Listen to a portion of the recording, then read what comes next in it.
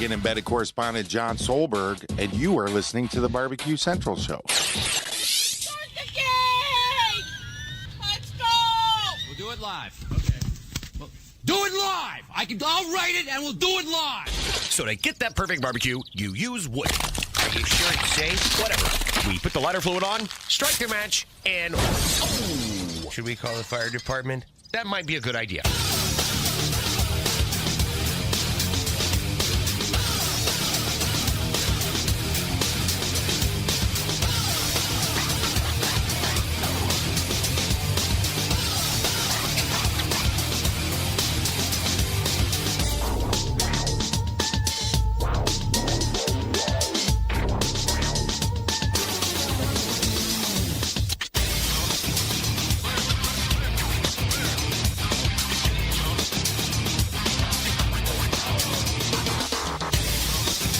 Good evening and welcome to the really big Barbecue Central show.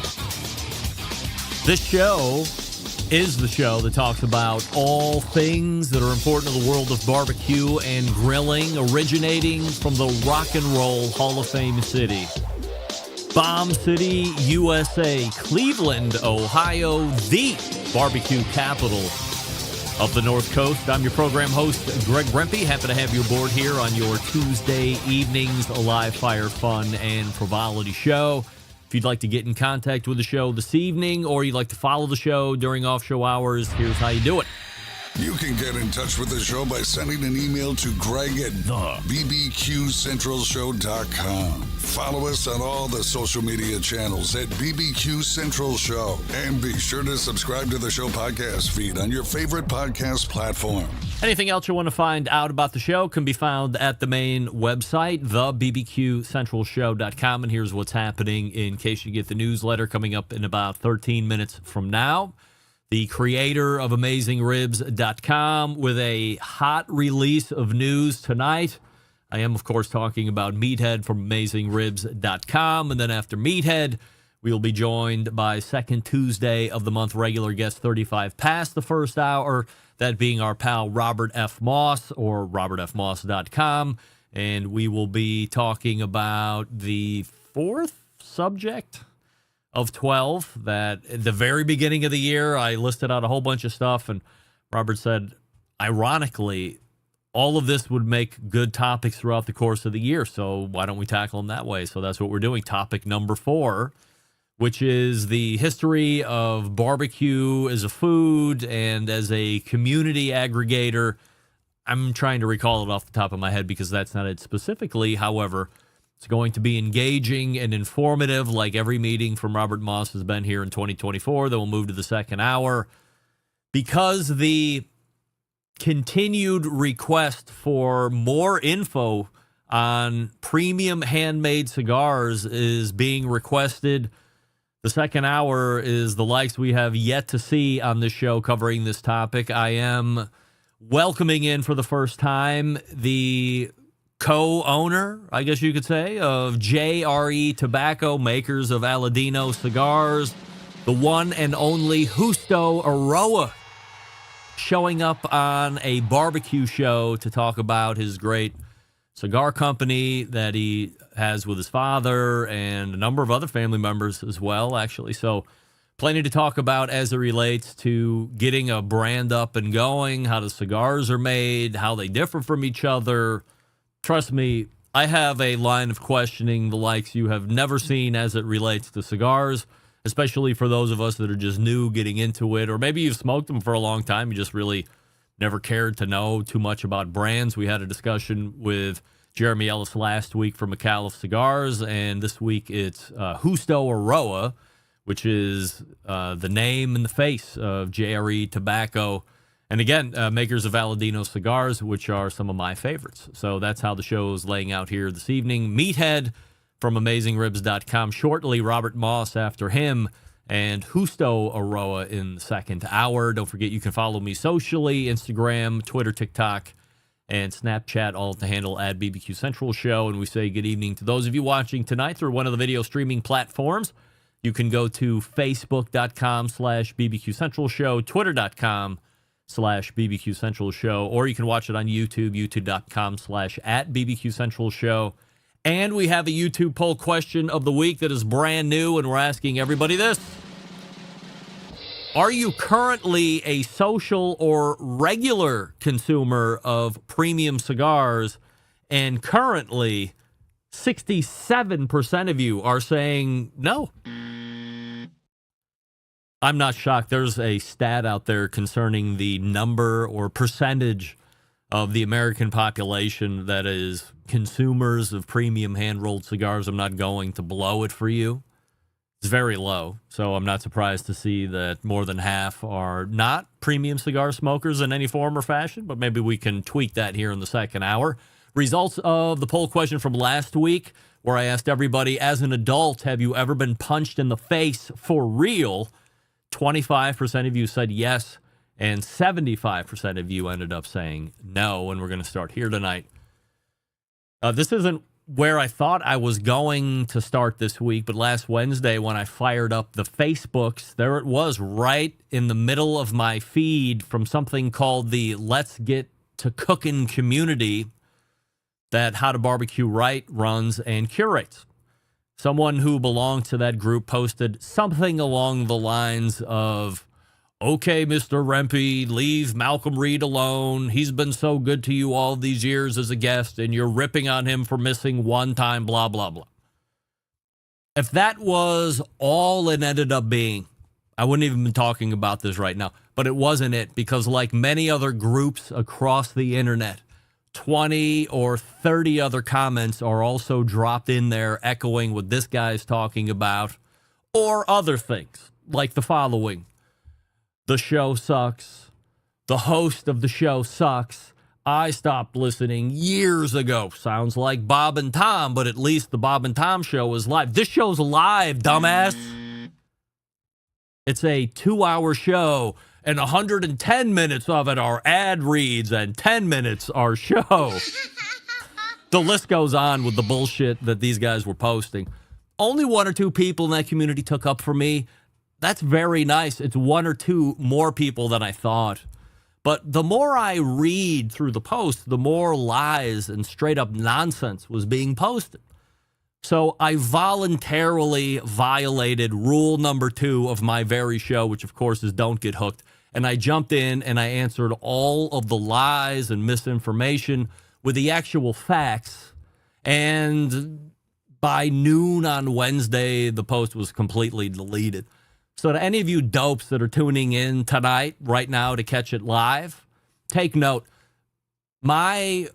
In regards to my friend Malcolm Reed, not your friend, my friend, who I have known for well over a decade, who has been showing up on the show for well over a decade, nothing I said was directed at him. When I said I was reminded last week that as the host I should trust no one, that's not a rip on Malcolm for not showing up. It's a mentality as a host that I continually try to follow. Lazy hosts rely on the guest to carry the interview. The reason I am better than everyone else is because I do the work outside of the show. Hours and hours each week. I don't just magically turn the mic on and go off the top of my head. Bad shows do that. I don't hope for a good show. I prepare for a good show and then deliver a good show, sometimes a great show, each and every week. And let me remind you, you don't have to listen to this show ever, but you will, because haters always listen more than the real fans, because you're a bunch of weirdo losers.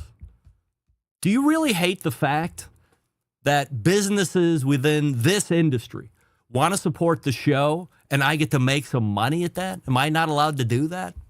Am I not allowed to leverage my business acumen, my professionalism to make a few extra bucks, you jealous bitches? I don't know if you're aware of this or not, but since 2006, when the show was born, you have paid $0 to listen to any of this content for 18 years. And to that end, follow me here because I'm a fan of podcasts of all kinds. Big fan of the New Heights podcast for a number of reasons, as I'm sure many of you are. You love the New Heights podcast. It's like number 1 out there to Joe Rogan. But I would like to point out to those who say that my show is ad-riddled, the New Heights podcast is routinely 30 to 60 minutes shorter in length than mine. They have double the amount of ads. And it's showtime taken up by those ads. So do you also shit on them for doing the same thing? Do they get a pass because they are NFL players and they're cooler than me? If I was dating Taylor Swift, would I be allowed to have sponsors of the show? I mean, if we're talking about money here, who needs money? I could certainly use every nickel and thin gilder I can get my hands on. Those guys got hundreds of millions of dollars between the two of them. And by the way, I'm not begrudging anybody for getting any money. If you can get it, if you can make it, no matter how you get it, good for you. But don't shit on me and then not shit on every other podcast that you listen to that has sponsors. Lastly, if I might, and I've said this many times, you can hate on me all you want for the audio standard that I've implemented for my guests on the show over the past 2+ years, but I'm not going to apologize for it. And I won't put my audience through a bad audio experience. I read comments in those posts along the lines of content carries the show. It's not all about the audio quality. I agree. Content, very important. But guess what? You can have both in this day and age, and I require it from my guests. Don't get me holding my standard confused with other hosts not having the testicular fortitude to implement the same audio standard that I believe in. It's scary to tell the guest, hey, it's either this way or beat it, because you want the interview, right? But when you show that you care for the audience and that it's your show, the guest should accommodate your request to sound just as good as you do. And if they don't, do the work to find a guest that will. Those are the folks you might want to build relationships with going down the road. Not the, this is how you're going to get me, take it or leave it kind of folks. So no, I'm not going to apologize for having my standard. I won't apologize for not booking or leaving the interview early when the standard isn't being met, period. End of story. And to any of you that jumped me in the post last week on Facebook, you come to my page, facebook.com/BBQ Central, and we can start something over there if you want. And I promise to the Lord and Savior Jesus Christ, I won't delete it. It'll stay up. Right, Meathead is ready to go. More scared than ever, I would imagine, at this point. Let's talk about the Schwank Grill. You're seeing it right there. You might be thinking to yourself, well, maybe I could take this to a baseball game parking lot this year. The answer is yes, totally portable, especially if you get the liquid propane version, because there is a natural gas version. If you want to plumb it right to the house, you're not interested in really taking it all over the place, natural gas is the way to go. Look at the variety of food that can be cooked on here. It's not just a steak machine. It's chicken wings, it's lobster tails, it's asparagus and other veggies. You can use the drip tray at the bottom to saute some of your vegetables or make a resting sauce or a butter bath if you would like. Seafood easily accommodated within the Schwank Grill as well. And I can save you money on top of it all. How about that? You go to Schwank Grills right now or a little bit later in the show. Schwank, SCHWANK, schwankgrills.com, and use promo code BBQ Central at checkout. You can save $150 off any Schwank grill, either the liquid propane or the natural gas. It's that easy to save money and enjoy restaurant quality heat, and with a multitude of level adjustments. You can control the intensity of the heat that's hitting whatever you're putting in there. As you saw that guy just taking it out of the video. You can do a creme brulee topper on there. How many grills are offering you the ability to do creme brulee after you just got done searing a steak or cooking a lobster tail in 3 minutes? Some of the best places on earth are using it. Morton's Steakhouse, Del Frisco's, Cut 432. They're not using infrared burner technology. They're actually using Schwank technology. Hurry up. A lot of you are doing it already. Don't miss out on the grilling season. They're going fast. And save $150. Schwankgrills.com. BBQ Central at checkout, logo on the main webpage, clickable links on the newsletter and in the show notes. Find it and get it. You tell me how much you love it. We're back with Meathead right after this. Stick around. Be right back. You're listening to the BBQ Central Show.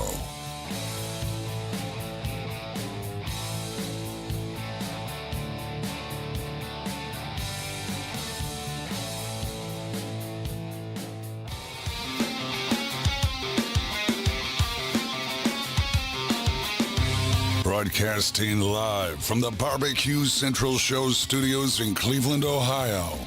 You're listening to the BBQ Central Show. Once again, here's your host, Greg Rempe. Welcome back to this portion of the show being brought to you by cookinpellets.com, your number one source for quality wood pellets for all your pellet-driven cookers. You go ahead and visit cookinpellets.com and see what they have to offer. And then buy at Lowe's.com or Walmart.com or Amazon.com instead. Great shipping rates there, same great products, as told to be by Chris Becker. My first guest tonight has created the most heavily trafficked barbecue and grilling website on the face of the earth, a best-selling author, Barbecue Hall of Famer, Barbecue Central Show's guest Hall of Famer. Does the list go on? Undoubtedly. And we are happy to welcome back our pal Meathead from AmazingRibs.com. Meathead, we have a YouTube poll question of the week that we're asking everybody here this evening. Are you currently a social or regular smoker of premium cigars, yes or no? No. Were you ever? No. Really? I'm shocked. Well, that seems like it would be right up your alley with all the other nonsense you were into in past lives. Yeah. Before we get into that, all right. Now that you made a big spiel about audio, yeah. The fancy microphone you told me to buy died on me. So I'm using my backup microphone.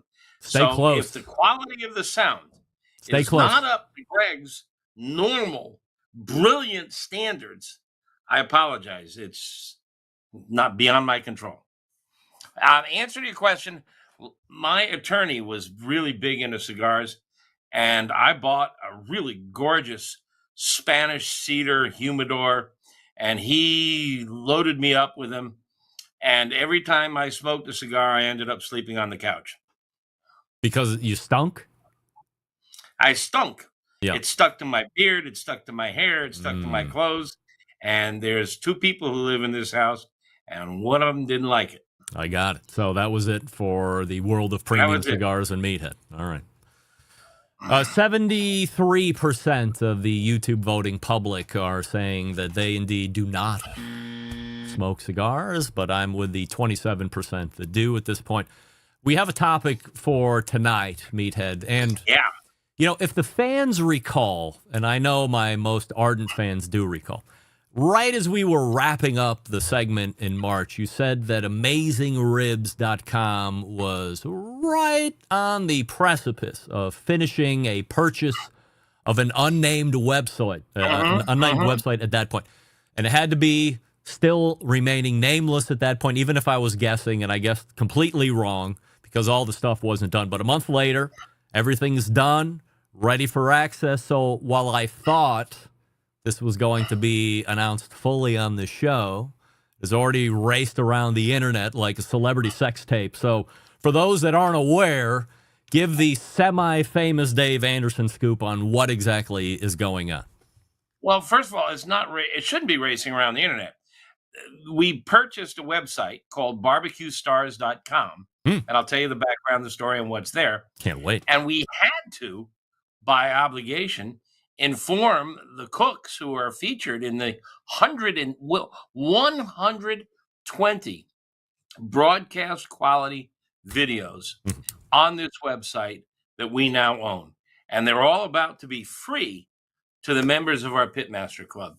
This website launched in spring 2019 and sold for $299. And the videos are outstanding. What does that mean? I mean, sold for $299. That's how much it would cost when you wanted to get it in 2019. There were 12 barbecue stars or various pitmasters and grill masters.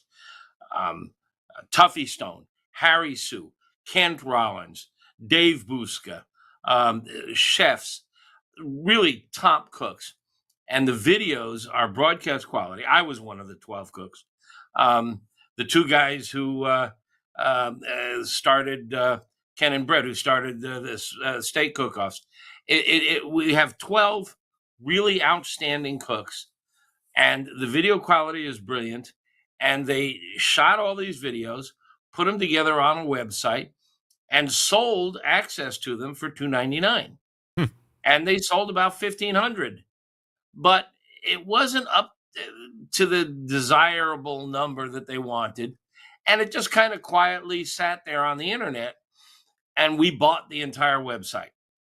And so now we own all 120 of these gorgeous videos, really informative, really fascinating. And each of the pitmasters, there's a 20 to 30 minute, really nice video interviewing them, a la Greg Rempe, about who they are, how they got into barbecue, and so on. Really fascinating stuff. Plus, their recipes.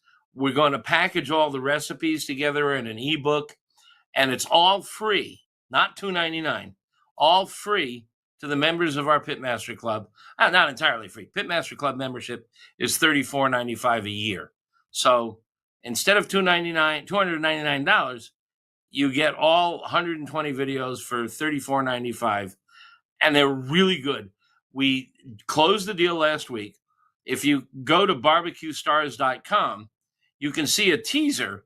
I sent it to you. Do you want to run that teaser tonight? All right. While you're thinking about it, Stand by. There's it's just there's a teaser on the site that gives you a sense for what's there, but it's not open to the public yet. And in fact, it's not even open to the members of our Pitmaster Club yet, because we have to create. It has a password access. And our Pitmaster Club has a password access, and we got to make the two of them talk to each other. And we haven't crossed that bridge yet. Oh, there it is. Okay. You got audio? No. And I can't switch it, otherwise it's going to dump what we're recording. That's more important. But at least people can see like what the quality of the video is looking like. Of course, yes. And you said there's Jack Arnold. Do you know who Jack Arnold is, Meathead? Yeah, he worked for a Big Green Egg. I didn't know him, but the people who put together this program did. We got Harry Sue, Dave Busca, Kent Rollins. If you've never seen Kent Rollins, he's been on the show many times. Meathead, of course. Oh, this guy is so cool, and he does some really fun stuff on video for us. Tuffy Stone, Ariane Dogan from D'Artagnan. Dean Faring, a 5-star chef out of Dallas. Tim Grandinetti, another chef. Kent Phillips and Brett Galloway, the two guys who started the Steak Cook-Off Association. Matt Pittman, Meat Church. Yeah, heard of him. And Jack Arnold from Big Green Egg. I mean, it's really rich, deep, and we own it. We own it, and if you're a member of our Pitmaster Club, you're going to get it for free. All right, so we have plenty of questions to dig in here to get answers to. I want to just clarify it, because you gave me a little spiff here. I had to notify all 12 of the Pitmasters who are on the videos that there's a new owner. So I notified them before tonight. I told you you'd be the first, and you are the first to have public notification of this. I also hinted at it in the Pitmaster Club. Did anybody guess right? Oh yeah, because I kind of teased the video, but I haven't really announced it on Twitter, Facebook, any social media. It's not in our newsletters. It's not on our homepage. It's not on our website. We haven't said anything publicly until tonight. Tonight, it is now public knowledge and available. How much you pay for this? Pardon? How much you pay for this? How much? What was the question? How much did you pay for it? I'm sorry. I seem to have an audio problem. I can't Yeah, hear you. all right. Okay, look. Since we're not answering that question, let me ask what might appear to be a dumb question, but I'm going to tell you why that's not a dumb question. Is there some kind of a deal worked out where you actually don't have to pay them like cash in exchange for the videos? Because let's be honest, as you said just a few minutes ago, these videos have just been laying dormant in a really not popular website for years. So it would almost be beneficial for who was keeping those videos to work out some kind of a deal where you're like, hey, we can showcase this. Maybe we can work out some kind of a deal where I'm not paying you a whole bunch of money, whatever that amount is. I'm not paying you X amount, and now I own it. No, this was a straight up, very simple purchase. We paid X amount of dollars in cash. We gained ownership of the website and the videos. And that's all the there was web to it. It address was a and all straight that stuff? deal. Straight, pardon? You own the website, the web address, all the internet properties of Barbecue Stars now? Own the website, own the URL, own all the videos, own everything related to it. We bought it outright. They got, I think when it first came out in 2019, between the initial offerings and multiple secondary offerings, I think they made a small profit. It's interesting. The site was launched by a woman who started a website called Knit Stars, KNIT Stars. And apparently the community surrounding knitting is every bit as involved and devoted and dedicated as the community surrounding barbecue, if not more. My sister's into And that. she did this website, Knit Stars, where she went out and found these people who are brilliant knitters, and I've watched them. Some are doing gorgeous, not just hats and sweaters, but artwork and stuff. And she sold subscriptions, and apparently was hugely successful. And she was based out of Tulsa, and also based out of Tulsa is Richard Alexander from Hasty Bake. And Hasty Bake is one of my all-time favorite charcoal grills. The best. And he's a really super guy. And apparently he knew her through the tennis club or something. And he said, well, hell, if you're making all this money on knitting, why don't we do one for barbecue? And she said, okay, hold my hand and let's do it. So Richard went out and recruited me and Harry and Tuffy and all the others to be the subjects of these videos. They got a video team, and they didn't have different teams all around the country. They sent one team, really good team, cameraman, director, audio people, to my house, to Tuffy's house, and film them. So there's a continuity in the video style. And they're just really excellent. And she sold them, and we promoted it. And I think the total number of sales were under 2,000. And, $2.99, she probably broke even or made some money. I haven't quizzed her on that. But eventually it just kind of petered out, and there was not a great deal of follow-up interest, and it was just sitting out there. And I went to her and I said, would you like to sell this? And we reached an agreement on price. And I bought all 120 videos, the URL, and the website. And we've converted the website to ours. We're still, as I mentioned earlier, trying to make it so that members of the Pitmaster Club can log into barbecuestars.com either seamlessly or automatically. This is all technical mumbo jumbo that I don't understand. But my IT guys are working on it, and we'll have it solved within the next couple of weeks. So the videos aren't going to actually be in the Pitmasters Club. You're going to have to go over to Barbecue Stars where they're going to live going forward. At the outset, at least at the outset. Eventually, we'll probably move them over onto our website so they're more closely integrated into our website. But at the outset, it's right there. And all those who bought originally still have access. They were promised originally unlimited access, lifetime access, and we're honoring that right now. When are we turning that off? Hopefully, like in the next 6 months. That's nonsense. I don't know that we'll turn it off. We'll see. Why not? How many people signed up for that? About 1,500 or something. Yeah, We'll see. They sign up for that. They sign up for it in the assumption that the owners are going to be there forever. You're the new owner. Your rules now. So I think my thought would be you send out a nice email and you say, hey, good news and bad news. The good news is the videos are still here. The bad news is I'm the new owner. And for a mere $35, not only will you get access to these great videos that you love, I guess, but you get access to this whole Pitmasters Club. There's value add, and maybe you can convert 25% or 80% of 1,500 into new members. Why not? $35 is nothing to these guys. It's possible. Anybody who has known me and watched me run my little business knows that I don't like delivering bad news. So good news part, yeah, I like. Bad news part, I'm not so sure about. We'll figure it out. Right now, it's just another benefit. Pitmaster Club, you get 6 free ebooks. There's all kinds of other videos there. There's a great community, and we police this community. There are no fire wars, flame wars, no politics, race, religion, all the garbage. You were talking about the people giving you crap today. I was arguing with a guy on Twitter last week. That's all you do on Twitter. All you do is argue with people on Twitter.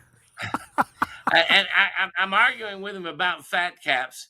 And all of a sudden, I'm a pedophile. I mean, for crying out loud. The minute you disagree with somebody, he's a pedophile? Jesus. I mean, none of that is in the Pitmaster Club. The minute somebody ad hominem attacks another member, we remove it. We give them a warning. 3 warnings, they're out. You know what? We average about 2 people a year kicking out. Wow. We have 15,000 members now. This is what I'm saying. So maybe drop the good news, bad news, and say good news, better news. The good news is you only got to pay $35. The better news is you got all this great content on the biggest trafficked website on the face of the earth. It's a great idea. I don't want commission. You just make sure that you install that and take advantage of it because that's a good business.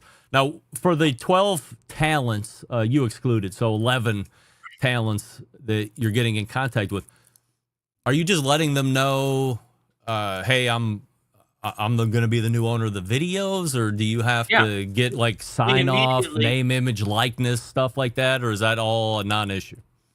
As soon as we closed the deal, we notified them and invited them, send us updates because there's biographical information. And, some of them are not working for so-and-so anymore, or they got new ventures. So we're going to be updating all that. The response has been overwhelming so far. Everybody's thrilled. The Pitmaster Club has 15,000 members. When they launched Barbecue Stars, they peaked at 1,500 members. So they're getting 10 times the exposure. We have links back to Harry Sue and all his rubs and sauces and his website and his classes. Tuffy, we'll have all that. So it's a promotional opportunity for them. Kent Rollins was delighted, sent me a very nice message, glad of it. It's going to be just cool. It's really cool. These are really, and the videos, I'm not giving a hyperbole. You know that. These videos are really good. They're really beautiful. They're really educational. They're really informational. And I'm very proud to be the owner of them. Are you going to ask these folks that are the content creators to like go out and promote this, and do they get some kind of a spiff if they bring back in? Because that would be a great. I mean, you didn't know who Jack Arnold was, but right now he's the hottest thing going in live fire influencing. He's got like 250,000 followers alone. Really? I never heard of him until I bought this website. Yeah, he's super hot. Okay, he's a great dancer. That's fantastic. The whole idea here is my little business. You like to talk business. You're a businessman. You understand dollars. Yeah. My little business, AmazingRibs.com. It's a website. I don't have a big food magazine or a television network backing us. We support ourselves. People complain there's too much advertising. If you join the Pitmaster Club, we block all the advertising. You're supporting us. We do make money from advertising. We do make money. We test products. We only recommend products we love. When we link to Amazon or others, they may pay us a small finder's fee for linking to them, but we don't link to anything that we don't love. We don't know who advertises on the site. We use third-party companies to handle all the advertising. I couldn't tell you any company that's advertised with us. I have no idea, nor do I have any interest. The biggest source of revenue, our biggest lifeline, is membership. Do the math. 15,000 members at $35 a head. My goal is 20,000. Get 20,000 members at $15 a head. Everybody on my team gets a raise.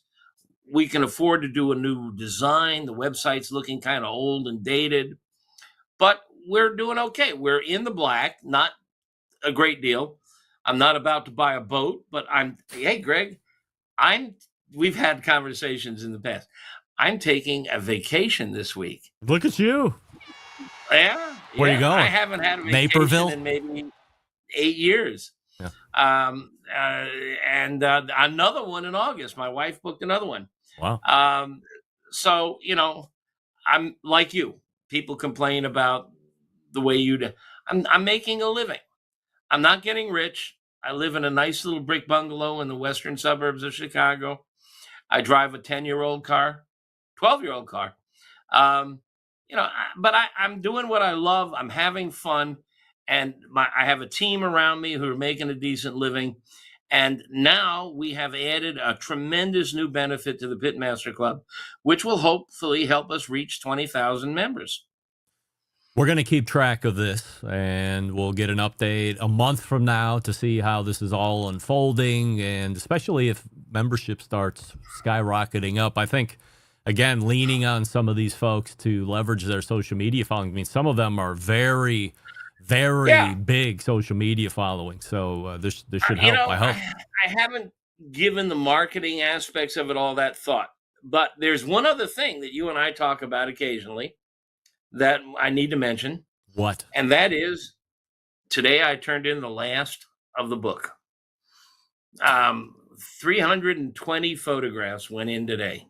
Wow. So it's 145,000 words, 320 photographs. They're all in the hands of HarperCollins, and God help me, I hope they like it. So when could we possibly see it? Next spring? Yeah, it'll come out next spring. Next spring. You, I'm sure, will get a proof copy sometime in the winter. Are you being coy, Meathead? Do you need me to write the foreword? Is that what you're asking? I haven't figured out who to write the foreword yet, if anybody. The last book, I got Kenji Lopez Alt to do that. Yeah, great. That was very cool. You should reach out to Chris Young. He's like the leader of the new school right now. He's great. Yeah, Chris would be a good one. Yeah. Christopher Kimball and I over at Milk Street. Yeah. Okay, he's very good. He and I have become friends. We'll see. I haven't made a decision. Originally, the original concept of the book had an art theme, and that didn't make the cut because it was too long. And I had Harry Connick Jr. signed on to write the foreword. He's a great barbecue lover, and he's a good friend. And so we'll find somebody else to write the foreword. All right. AmazingRibs.com is the place to go, especially if you want to check out these new videos. It's only going to cost you $35 if you're not a Pitmaster Club member already. And $35, I mean, come on. It's nothing. It's cheap. 30-day free trial. We haven't figured out how many of the videos we'll give free trial members, but you'll get a few. Meathead can be found here on the second Tuesday of every month. It's AmazingRibs.com. Meathead, thank you so much, and we will see you in May. It's Meathead right there, doing what he does best. AmazingRibs.com. I have met Meathead in person more than anybody else that I have known in association with the show. I've never been to his house. I can take a hint. He doesn't want me to write the foreword. He doesn't want me to come to his house. All right. Keep it at a distance. Robert Moss is ready to go. I will talk to you quickly about Pits and Spits before we get to him. Are you tired of settling for mediocre grilling experience? Then step your game up. Step your game up. Bring the ultimate flavor and cooker to the backyard barbecues. Pits and Spits Charcoal Grills offers the highest quality live fire cooking experience you can get in the market today. Using either wood or charcoal, their solid fuel grills produce those classic flavors you're looking for when you have the time to fire up the grill and cook for family and friends. With a large adjustable fuel tray, you can raise and lower the fire to control and fine-tune the heat. Their take on the very popular Santa Maria style grill. So if you've liked the concept of that, but you don't want something specifically like that, then Pits and Spits Charcoal Grills are going to knock you out of the park.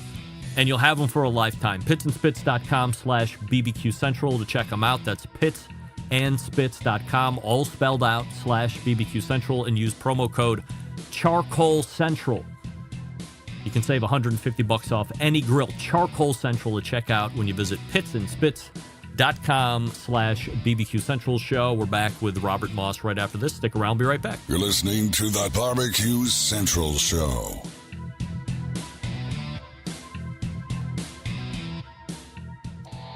Howard Stern, Jim Rome, Dan Patrick, and Greg Rempe. The Mountain Rushmore of talk show entertainment.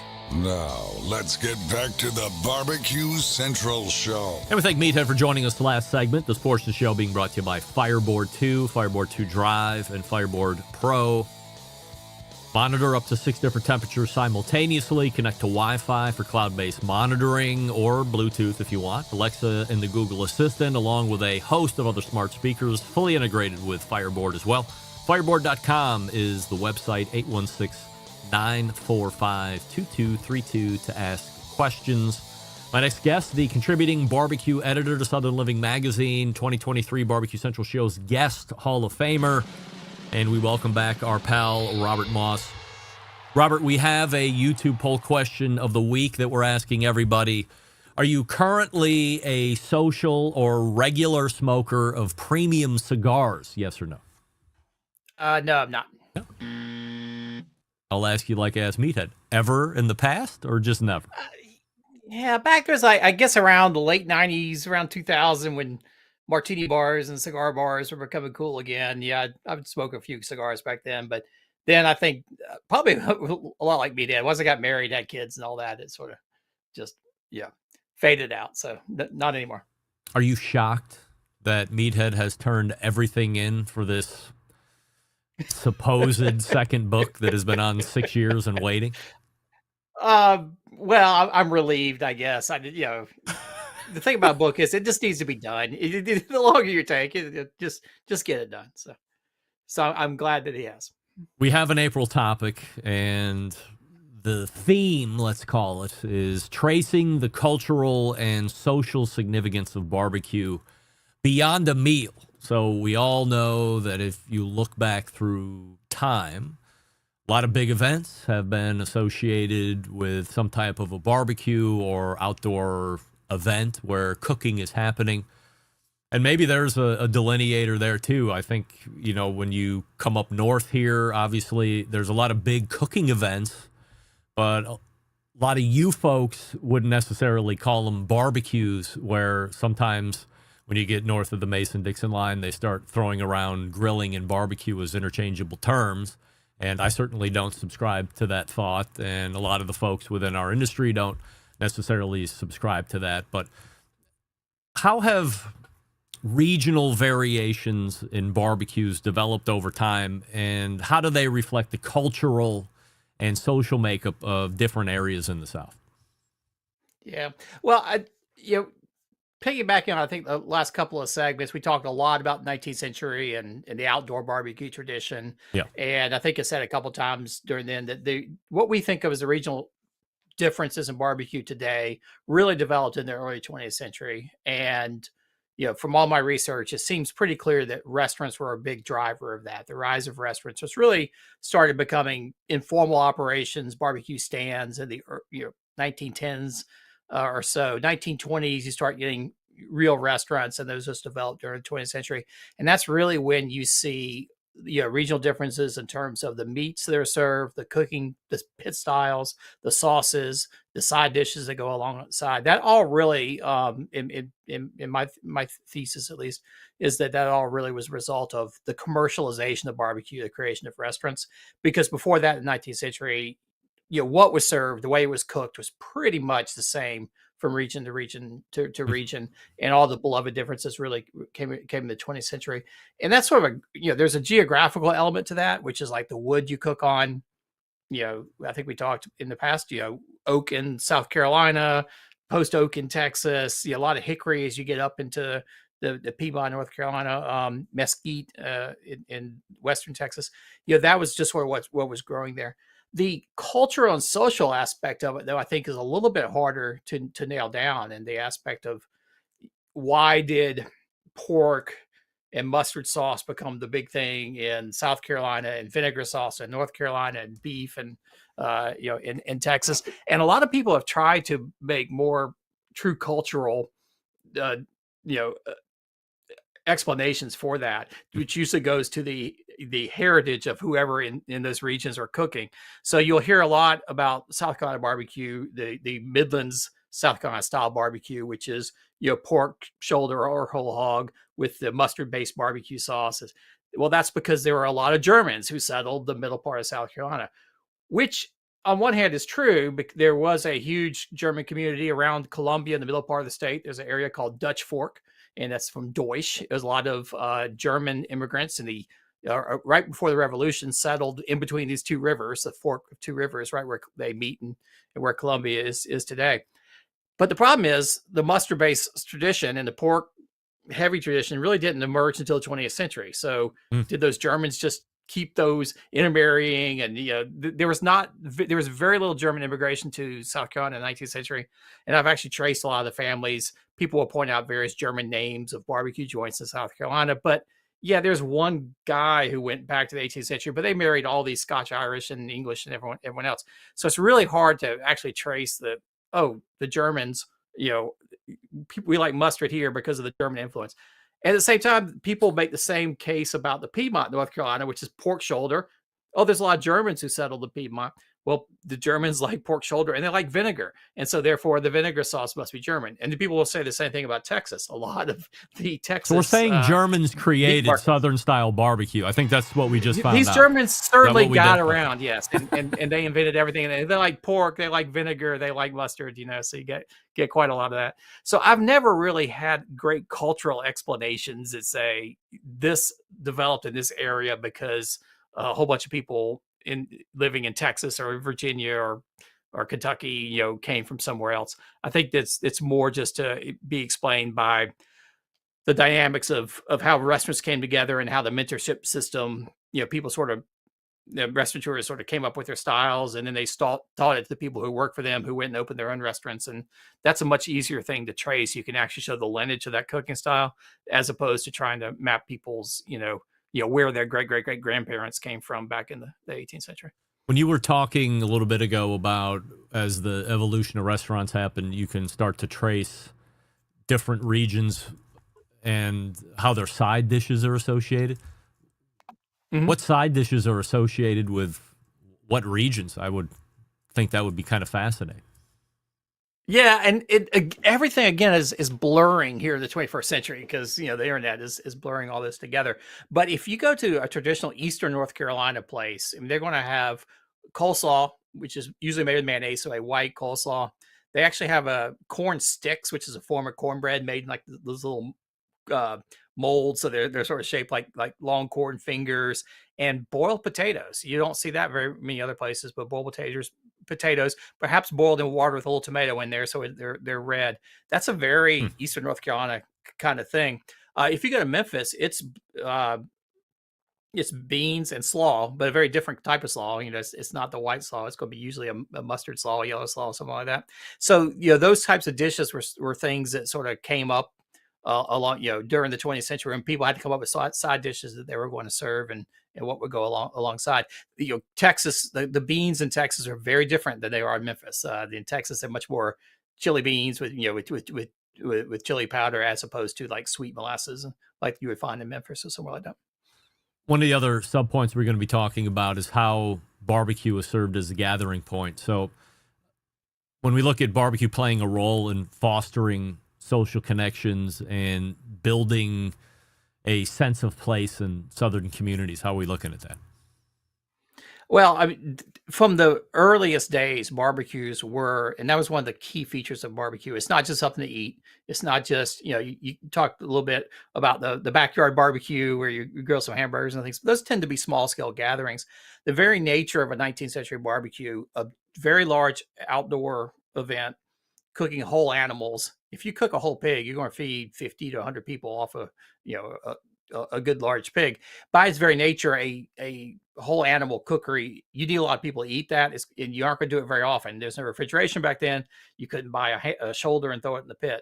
So you would do these for very special occasions. You bring in hundreds, if not thousands, of people from all over. It was a great way to have community celebrations. Early on, one of the first big occasions for barbecues was the 4th of July. It became the preeminent way of celebrating the 4th of July in the South, and then from there throughout the country, in the at least the first half of the 19th century. And it was really a way to get people together and celebrate. But they had they had speakers, they sang songs, they read the Declaration of Independence. It was a way in the early United States of sort of instilling your civics lessons into all the members of the community. You would get together, you would celebrate the 4th, you would learn about patriotism and the heroes and all that. And so barbecue really played a role in sort of civics, if you will, early part of the 19th century. As you go later up until the 20th century, even, it's always been a way that communities would get together to celebrate all sorts of things. Middle of the 19th century, anytime there were railroad completed the railroad lines, as the U.S. was building railroads throughout the South, they would celebrate they would hold big community barbecues to raise money, subscriptions as they called them, which was really stock, to build the railroads. And when the railroad was complete, the train finally arrived, they have a giant barbecue to celebrate the arrival of a railroad, which was very important because that would make or break a community back then. That kept right on through. All kinds of schools, community celebrations became a very popular way to raise funds for churches, for any kind of civic groups, anything like that. So barbecue has long been a way to get a lot of people, not just 4 or 5, but hundreds of people together. And then when you do that, you naturally have community. You naturally begin to interact and bond. And it was sort of a way in the days before television, before mass communications, of getting a bunch of people together and share common ideas and share traditions. In current times, we love to talk about how barbecues are bringing people together. It's an ultimate common denominator. It doesn't matter if you're black or white or what your job is, whatever. Going back through history, though, do barbecue traditions differ between social classes or ethnicities in the South? And if they do, how do they differ? Yeah, I mean, yeah, for sure. One of the big differences, in the 19th century.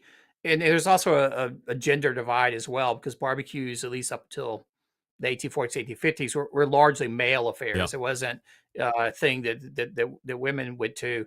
The African Americans would be at barbecues largely as in the form of labor, particularly in the parts of the South where the people digging and the pits and cooking the animals were largely enslaved laborers. There would be typically at these events, the black members of the community would be invited to come, but they would get to sort of eat after the white folks had finished and get the leftovers and all that kind of thing. So there's long been a divide between, for these community barbecues, they reflected society. It was a reflection of the way the organization of society. Really interesting, if you talk about Juneteenth, which people talk about that, the Juneteenth holiday a lot, emancipation barbecues became a very important institution in the African American community in the wake of the Civil War. Typically, it's Juneteenth in Texas was June 19th, which is when that day sort of got fixed. But in the 19th century throughout the South, it was at different dates. It was really when that particular area, as Union troops arrived and the Emancipation Proclamation was put into effect, that January 1 was typically the Emancipation Day in in the Carolinas. So each state had a little different day. But the African American communities would hold very large barbecues and celebrate Emancipation Day, and it was a time to really be building the connections and the relationships within those communities, and that carried on well into the 20th century and has been recently revived in the Juneteenth celebrations that really in the last 10 or 15 years have gotten much more recognized. It was a holiday that was almost forgotten up until just recently. If somebody wanted to learn more about the history of Southern barbecue, what's the name of your book they should be buying and reading? It's called Robert Moss. It's Barbecue, the History of an American Institution. But if you just type in Robert Moss Barbecue, you'll find it wherever books are sold, and still in print and still out there. So that's dig into a lot of it there. You can also go to robertfmoss.com. In addition to what's in the book, there's lots of articles and other things there if you're interested in sort of digging into the history there. I don't know if you heard it or not as we close out the segment, but your pal Daniel Vaughn over at Texas Monthly is touring the country, putting together a list of the best Texas barbecue joints not in Texas. Thoughts on that? I have a few thoughts on that, but I've known about this quite a while. We had the Barbecue Editors Convention here in Charleston a year ago or so, and he was here because he was driving through the Carolinas, eating at every Texas style joint he could find in the Carolinas. In part, I feel like that's like going to Paris and Milan and checking out, the Hard Rock Cafe or the McDonald's or whatever, and just seeing how the burgers are. So if you want to do that, that's good. Though, in a practical sense, for Daniel, I think, and I know this, for the years I've written for the local alt weekly here in Charleston, and then the daily newspaper. And if you want to write about something for the Charleston papers that doesn't involve the South Carolina, well, can you make a Charleston hook? It's got to be about Charleston. I can't just go write about, Chicago hot dogs unless I can find some places in Charleston that are serving them. So, I suspect, this is Daniel's way of getting Texas Monthly to foot his travel bill so that he can go around. Because I happen to know that when he came through South Carolina, he ate at a lot of Texas places, but he ate at a lot of Carolina places too. He can't write about that because I won't foot the bill, but, so I can respect it if he's getting his expenses paid. Otherwise, I think it's a fool's errand. You don't want to tell him you stay in Texas. You got the rest of the country figured out, like he told you, stay out of Texas. You don't want to say that. Yeah, it's travel broadens the mind, so it's good if he can get out of Texas every now and again. Yeah. That's probably a good thing. RobertFMoss.com is the website. You will find him here the second Tuesday in the second interview slot in the first hour. And we have a great topic already lined up for May. Robert, always appreciate the time, and we'll see you then. All right. Thanks, Greg. You got it. Robert Moss, doing what he does best, giving you education about the history of barbecue. Get his book if you don't have it already. It's great.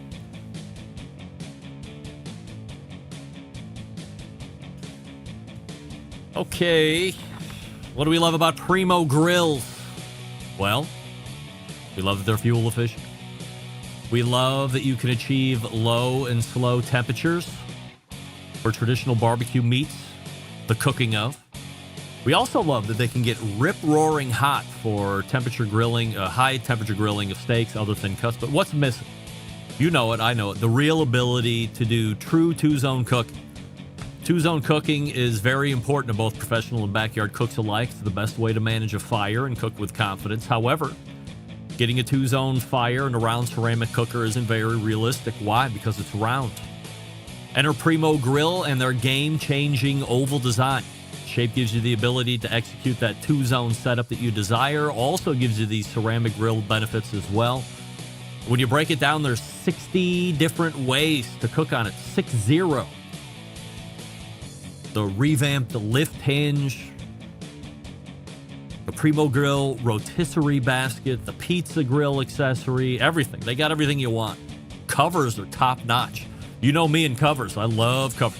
Only sold through dealers, primogrill.com. Find a dealer near you.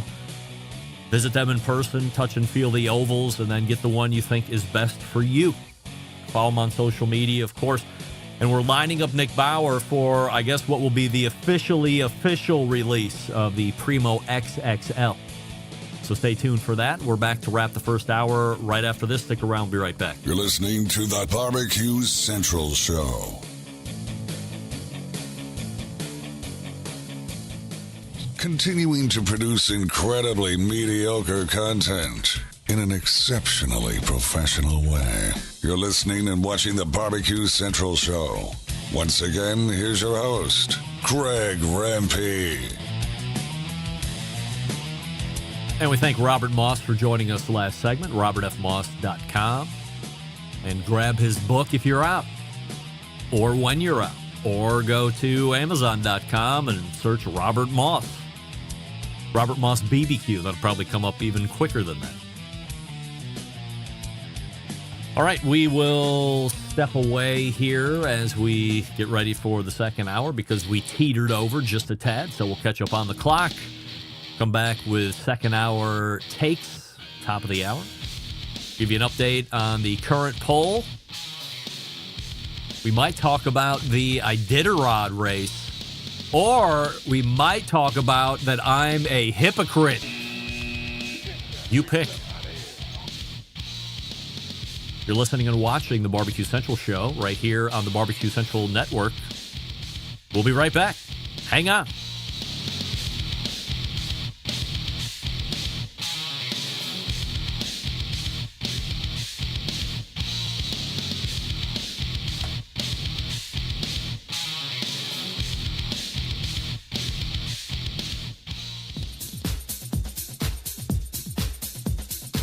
Happy to have you aboard here for the really big barbecue show. We cook because we have to, and we grill because we want to. Hit me! Fine, how's it going? You have a great show. I'm a big fan. So what seems to be the problem here? This man looks like he's dead, and he's in the crackle. Charbono! It's all about the Charbono, dude! Succulent fish. What? He ate 2 feet for wiener. Oh, listen, Lavernius, shut your face. I'm shaking like a dog shit peach seeds. We have top men working on it right now. Top men. Yeah, just like that, we are into the second hour. It's the Barbecue Central Show, where we talk about only the most high-level barbecue and grilling related items that are happening every day, every week, every month of the year, every year of the year. The show originates from the Rock and Roll Hall of Fame city, Palm City, USA, Cleveland. that was in the path of direct totality yesterday for the eclipse. Yippee. For a 5 to 10 minute span yesterday afternoon, all the automatic house lights on the street and on my house were on. Great. And then they turned right off. We say good evening to those of you watching this show tonight through one of our video streaming platforms. If you would like to watch instead of listen, Facebook.com/BBQ Central Show, Twitter.com/BBQ Central Show. You can also watch on YouTube, which is youtube.com/@BBQ Central Show. There is a robust chat going on, as always. Still to come on the show this evening, Justo Eiroa from JRE Tobacco, makers of the Aladino line of cigars. So stay tuned for that. He's in for both 14 and 35 past the second hour. Thought I heard something like crash where I can't see. YouTube poll question of the week update. And we're asking everybody this. A loaded question, as you've come to find out. Are you currently a social or regular smoker of premium handmade cigars? And 73% of you are saying no. You are not. 27% of us are saying yes, we are. And we will continue to be, and we're going to make sure that the 73% eventually come over to our side, at least occasionally. Why not? Sometimes you need a good hand-rolled premium cigar to take the stresses of the day away. It's the great, I want to say great communicator, but that's not it. It's the great, I don't know. Jeremy said it last week, and I can't remember what he said. It's the common denominator, but that wasn't it either. Who cares? Coming up on the best moments of the Barbecue Central show in 10 minutes or less this coming Friday is episode 329, if you can believe it. Almost 330 episodes in.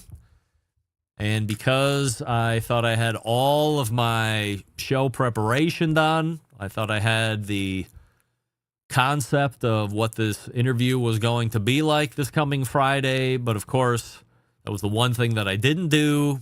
Shame on me.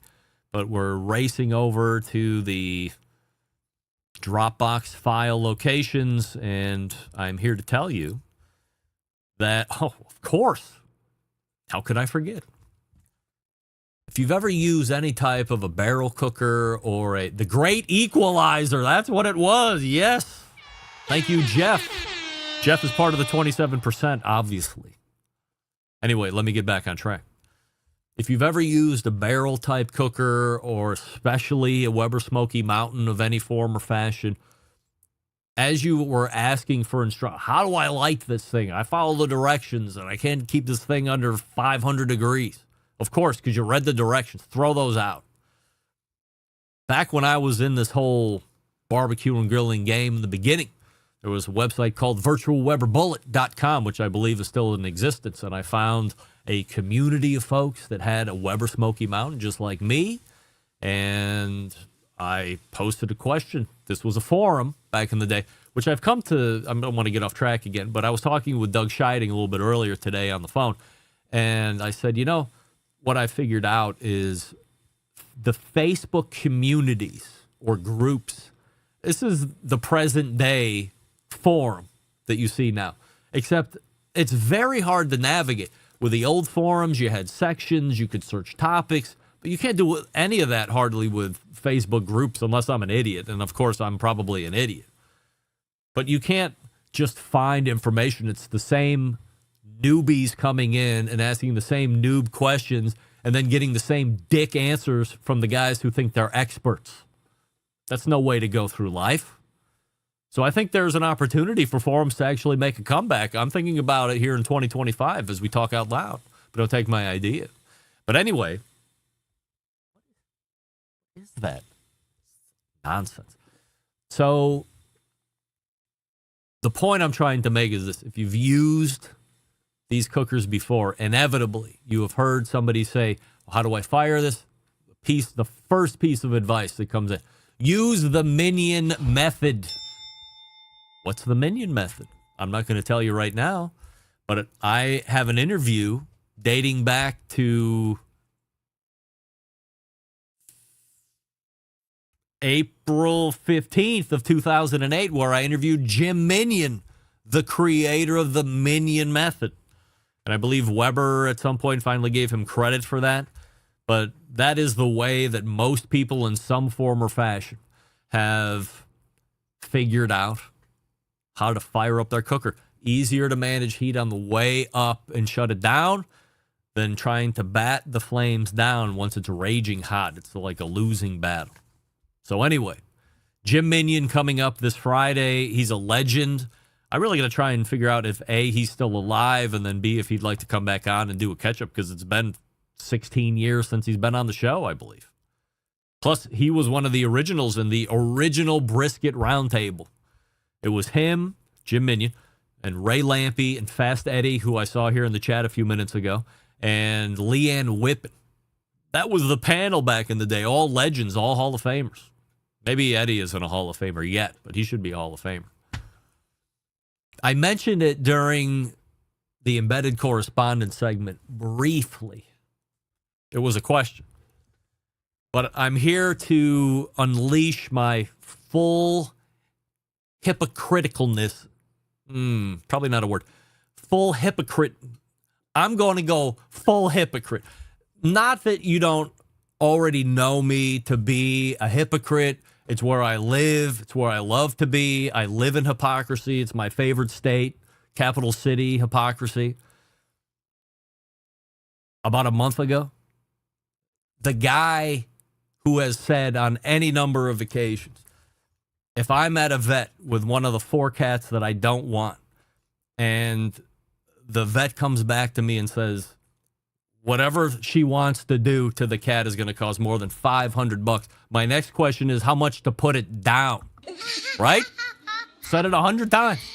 Well, look who's a hypocrite. Because a month ago, one of the cats was whining, complaining, making noises I've never heard this dopey cat make.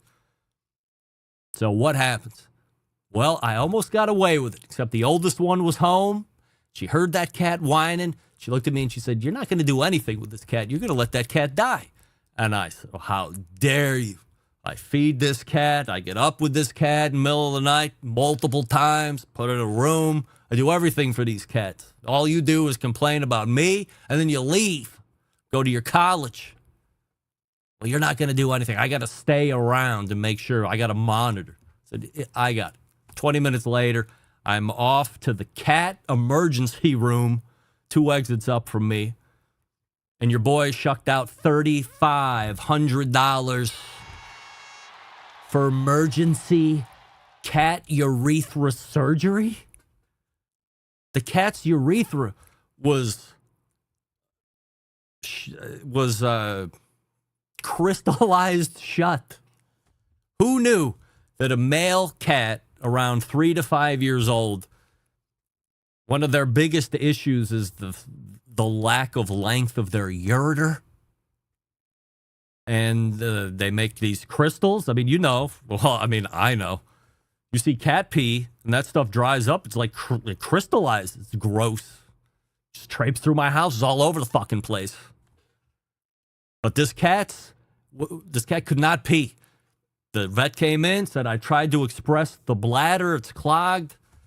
2 hours later, successful surgery, blah, blah, blah. Bad news is like 60% chance this thing is going to recur. What? Good news and bad news. Am I a hypocrite? Yes. Do I feel very confident when I say out loud to you, the Centralites right now, I will not be a 2-time hypocrite. Andrew, you are not be a 2-time hypocrite. I will not do it. $3,500, fool me once, shame on me. You? Fool me twice, shame on me. It's not going to be twice, I guarantee it. Maybe we get to the Iditarod next week. That's an interesting story. Justo Eiroa is in the green room. We'll get to him here in just 1 second.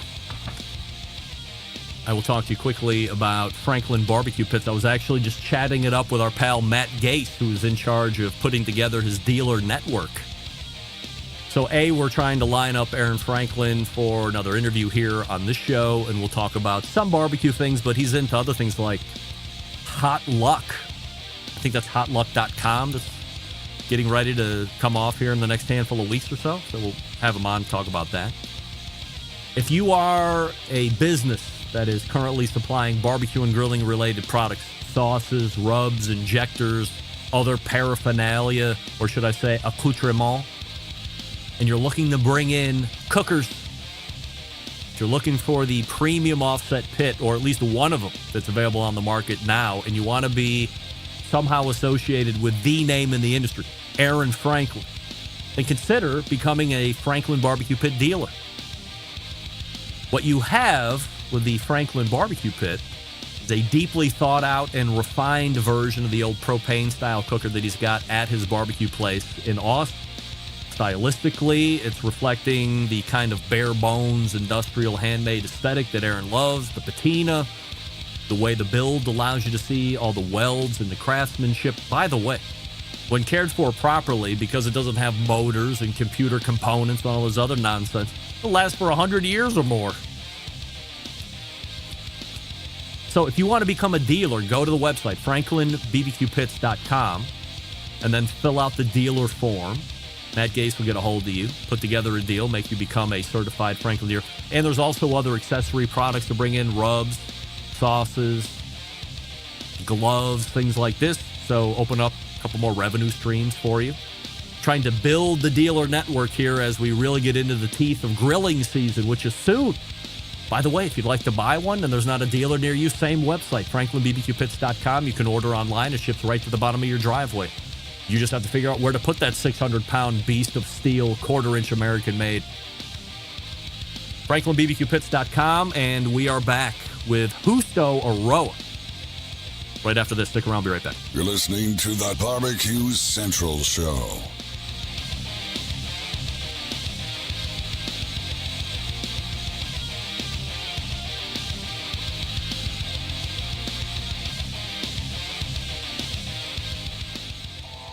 Howard Stern, Jim Rome, Dan Patrick, and Greg Rempe. The Mountain Rushmore of talk show entertainment.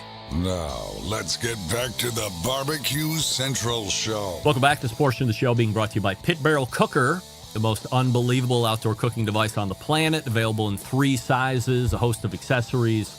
Doesn't matter if you're a beginner or a professional, it's a cooker you want to add to the arsenal, especially if you're getting into the barrel cooking faction of the world. pitbarrelcooker.com, and tell them the Barbecue Central Show sent you. I guess in the second hour tonight, considered by many to be legend and trendsetter in the premium cigar industry. You've heard me talk about JRE Tobacco and Aladino Cigars specifically for the past handful of months on the show, but what's the story behind the company and how do they make some of the best cigars that are currently available in the cigar market today? I am honored to have some time to ask the guy leading the charge for JRE Tobacco. Justo Eiroa joins me here on the show. Justo, good evening, and I'm excited to have you here on the show. We have a YouTube poll question of the week that we're asking everybody tonight, and I kind of have an idea where you might answer this, but we're asking everybody. Are you currently a social or regular smoker of premium cigars, yes or no? Are you asking me? Yes. Yes, absolutely. How are you? Thank you. Of course. I'm doing absolutely fabulous and appreciate you joining me here this evening. 74% of the YouTube voting public, believe it or not, is saying no. They are not a regular or occasional smoker of premium cigars, but 26% of us are regular smokers of premium cigars.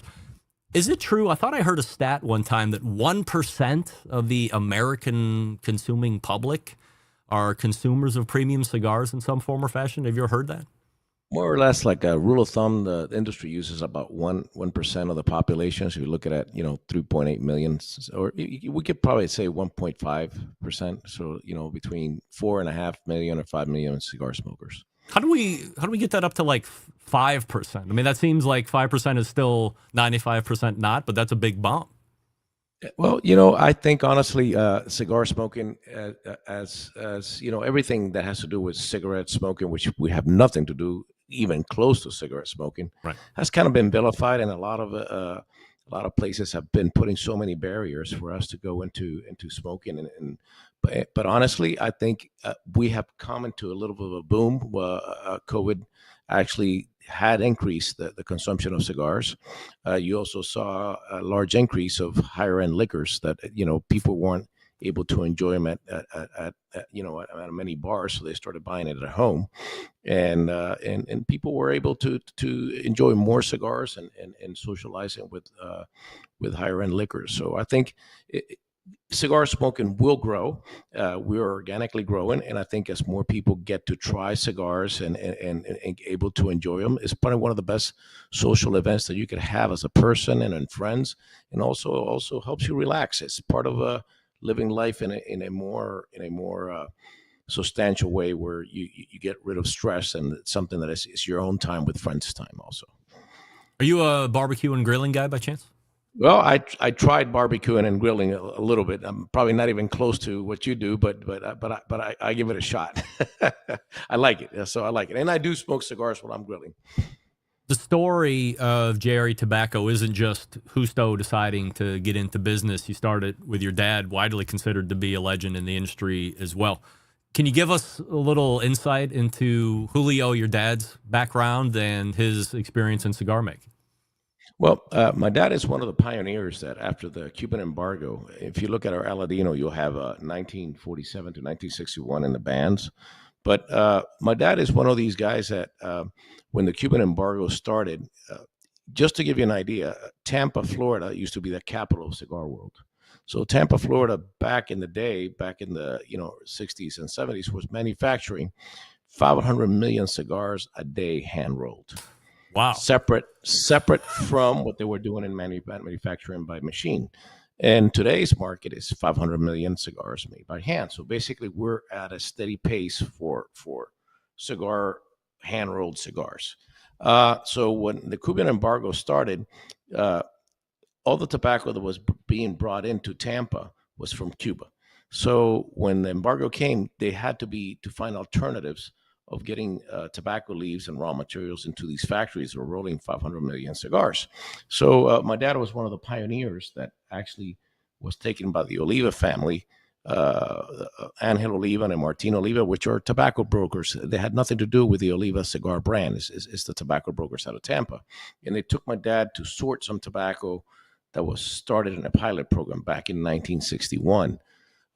So my dad actually went to sort the tobacco after he came from, first of all, he was part of the Bay of Pigs invasion, and then he had to finish off his tour in the U.S. Army, and then went to Korea, was stationed in Korea for 2 years. And then he came back in 62 and was taken by the Olivas to sort the tobacco. And from there on, he basically became one of the largest growers of tobacco to supply the needs that were needed for the U.S. market. Was there any shot that you weren't going to be in this business, or perhaps you did something other than cigars before you got into the Aladino and JRE stuff? Well, I was always in it because I'm kind of like a farmer, so I like the tobacco fields, and I like the farming area, and I also have a degree in agronomy, so therefore it's to me. But I also was in the bottled water business, so I had a bottling company. I also had a bottle manufacturing, and also had distribution. So I was always in separate sides, but always behind the scenes in the farm operation. What kind of bottled water are you into? Like normal water? Normal water bottle, just like Dasani, like Can I ask you a question? Yes. I've had this take sitting on the bottom of my second hour thing, just to run at in case I ran out of material. You tell me if I'm wrong or not. I can't believe I'm going to take time away, but I got to ask. I said, attention everybody. The biggest scam going out there right now is bottled water. Like, you drank water for how long out of the sink, you put in a bottle, whatever. I don't know anybody that doesn't have cases of bottled water stacked up in their garage at any given moment. You go to sporting events, they're selling bottled water. You go on car trips, you're bringing bottled water with you. That had to be the best business to ever get into. Why bother with cigars? Bottled water's the jam. Yes, it absolutely was. Bottled water is the jam. Well, remember, here in the U.S., they do it because I think it's more practical to carry bottled water and you carry the cases. But, for example, in the area of Honduras and Central America, you have limited amount of water that is tap water. So, therefore, bottled water becomes part of a necessity. For sure. So we actually bottled in 5-gallon jugs that, the big 5-gallon jugs that you use in the office. And we also started bottling in the PET bottles, the half a liter and liter bottles. But in today's world, I think not every city, and as the population grows in all the cities, I'm not sure if all the water is potable. But I think today in the U.S. market is more of something that is practical, not that a necessity. Because I drink water out of my tap water in my house. What's it like working with your dad? Working with my dad is kind of a trip. I mean, he's still in charge, believe it or not. He's 86 years young. Everything that he's a drill sergeant, and I give him all his room so that way he does what he wants to do. Plus, he's way in Honduras doing more of the farming and looking at the quality of the cigar manufacturing, and I'm here developing the market. So we have, each one of us has pretty much a scope of work that we need to succeed on to be able to team up and have success. So he does the farming and some and the cigar manufacturing, and I do the selling. And I often go back and forth to the farm almost every month to work with him on the blends and see how quality control and everything's going on. So can you turn that mic so The front of it's like right in your. Yeah, there you go. Yeah. Here? Okay, that's okay. Do you think it? I mean, 86. A lot of people say have been retired for 15 years already. Do you think if he decided to hang it up, that would negatively impact him? I think honestly, yes. He's always been a person with a lot of action. He always likes to be. That's what keeps him, going. I mean, he gets up in the morning and gets up really early, has coffee, gets up in his Jeep. He's on a wheelchair. He's been in a wheelchair since 1978, so it's been a while. So he had an airplane accident. So so basically, he's a person that gets up in the morning, gets breakfast, goes down to the farm or goes down to the factory. And he's strictly at 11:45. He comes up, has lunch at 12, so he's very disciplined. And then at 1:30 or 2 o'clock, we'll go again down to the factory for another couple hours. And he's got his routine. So he's a person of routine. So I think if you take him out of that routine, he'll get bored, just watch TV and, freak out with all the news. You talk about all the Cuban tobacco that was coming in the beginning, the embargo happens. How does Julio decide Honduras is the place to start the farm? Well, one of the things, since remember, not only Honduras, but you also had, for example, northern Florida, Quincy, Florida, was also growing tobacco too. So my dad, before going to Honduras, was sent to Quincy, and they were actually growing shade tobacco. But Honduras, since they had the pilot program, and basically there were no alternatives of because you had a demand of getting raw materials for 500 million cigars, as the tests of all the tobacco started happening, you have soil which is very rich. It's all tropics. We're all and they're virgin land, so therefore when the tobacco came out, it was just absolutely fabulous. So you actually got tobacco with more aroma, as good as quality as using the Cuban seed. And then from there on, it just took off. And, you had no alternative to find an alternative. So therefore, Honduras, Nicaragua, Dominican Republic started popping up into the market and became, the new suppliers. But it's still true today. That's funny that you mentioned those other places, because that's where my next question was going. When you look at the other big places, Dominican, Nicaragua, as you said, they're all different in the kind of tobacco flavors they produce. Like, in other words, whatever you're growing in Honduras, would you have a different product if you were growing it in the Dominican or Nicaragua, or would it be roughly the same? I would say the characteristics will be very, very, very similar. I think what really changes a lot is with the process that you use. When you're aging the tobacco or when you're harvesting. So there's a lot of components that can affect the tobacco. But I would say there could be some differences because of the soil, the weather. For example, you have tobacco in Ecuador, which is extremely beautiful. They have a microclimate that yields a lot of wrapper. But flavor wise, this might not be as intense or rich as you have from Honduras, Nicaragua, or DR. DR has a little bit more humidity than where we're growing tobacco, so our tobacco will tend to have more flavor than other ones. So there are some changes when it comes to the not only the soil type but also about the humidity in the environment.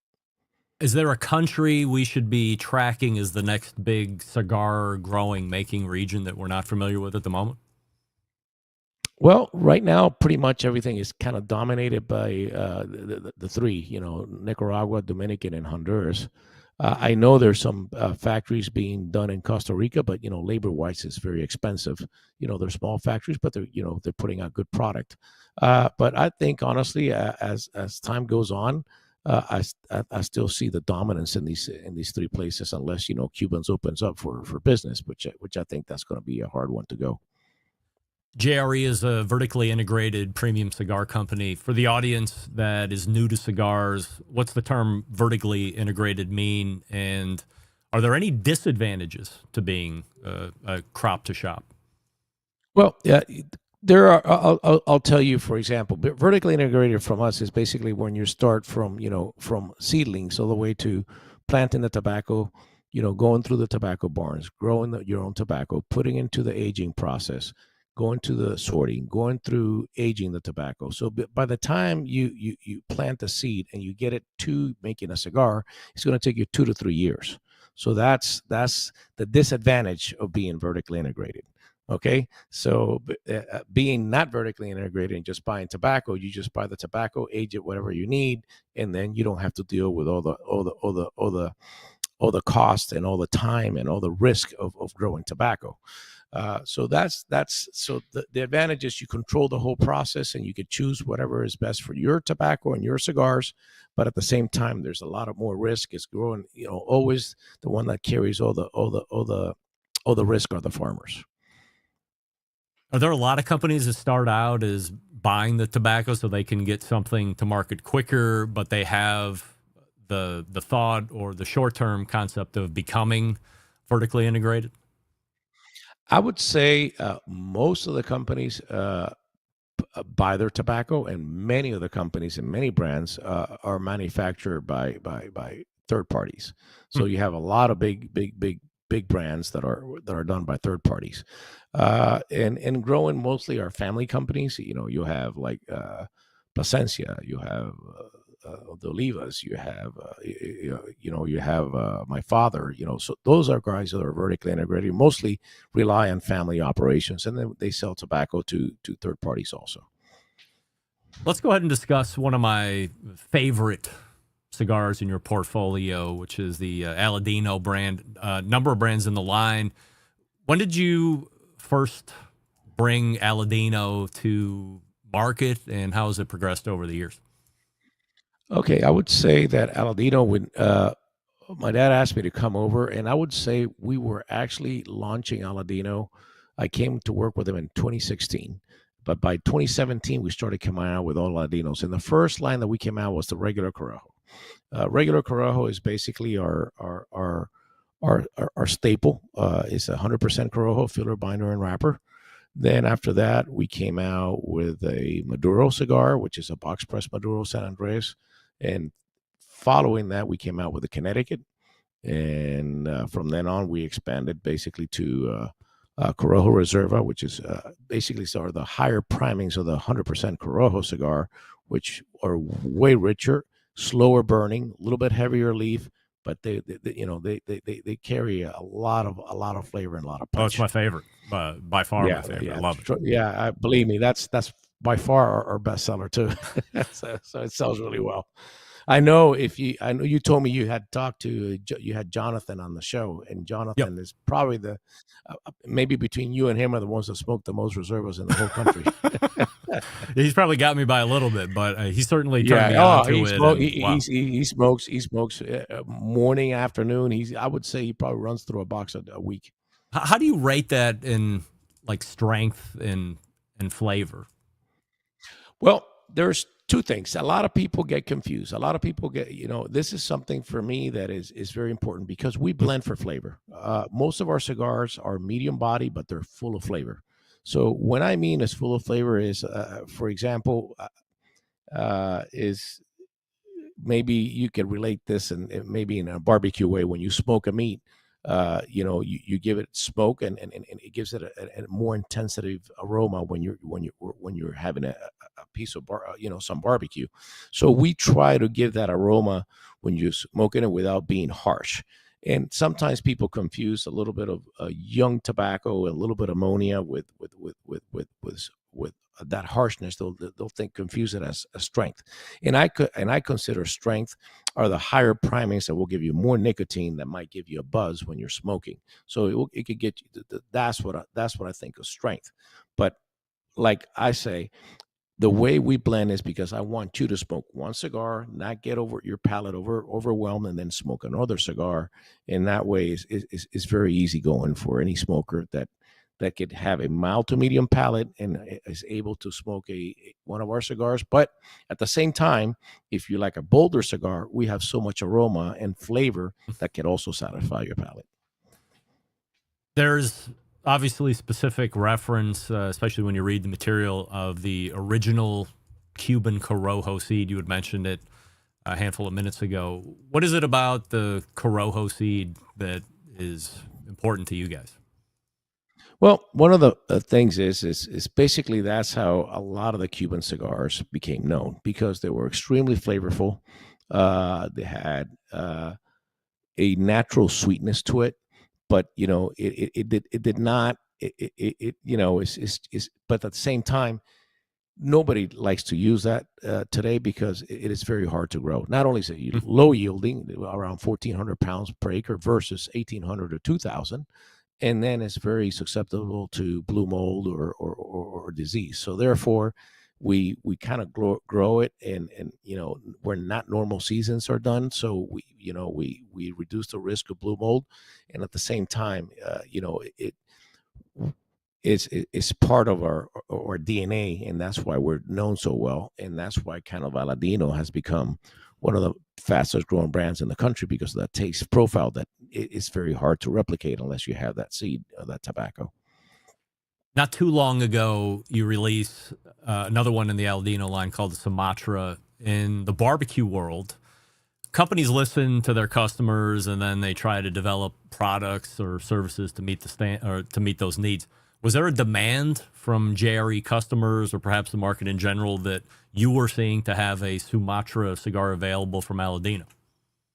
Well, one of the major brands that you'll see today, and for example, the Series V from Oliva is also Sumatra. So so there is a lot of Sumatra wrappers, which is a beautiful cigar. It's dark, pretty, tastes really well, and it's got some sweetness to it. And we have been growing Sumatra since 2016. We just had not put it out, so we came out with a Sumatra, and now it's something that we just started with a project of 1,000 boxes, and we ended up over 2,000 boxes in demand. So it's something that worked out to be pretty nice. So are you able to meet that demand? Like you have tobacco in tow? Oh, yeah. Or Yes. Usually when I come out with something, I have enough tobacco to, if I need to pump up the production, I have that tobacco, so that's not going to be a problem.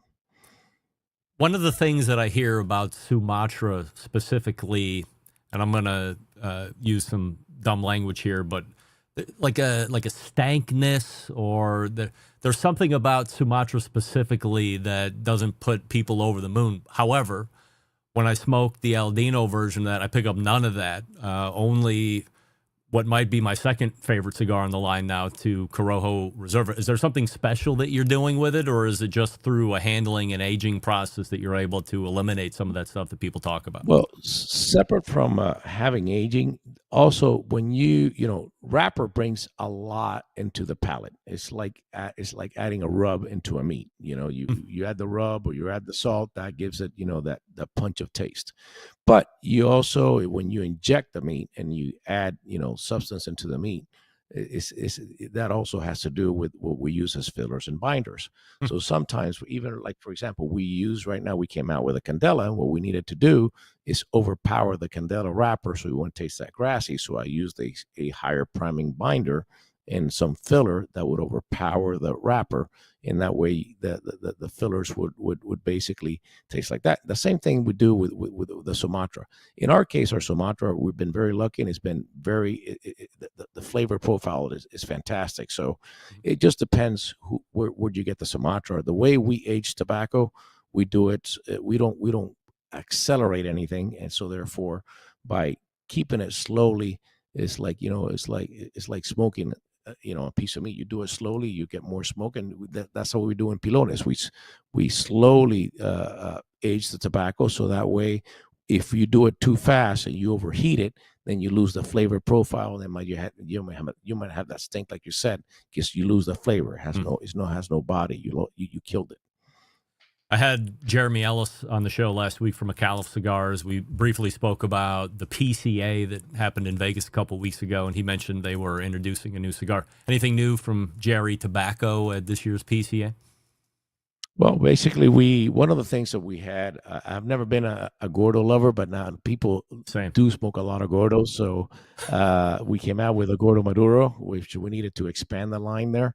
We also came out with the Fumanoche, which is a Maduro cigar with which I would say is stronger than the Reserva, but doesn't have any pepper at all because I'm not using any Corojo. So that is a cigar that hopefully you'll try soon, and you'll be very surprised. It will sneak up on you because it's sweet like honey, and it's but it's going to sneak up on you. So that's a new one that came out, and we also showcase kind of a cigar that will be coming out for kind of in the Father's Day area. It's going to be the only and unique 100% Cameroon that nobody's ever done in the industry. So that we're coming out with that.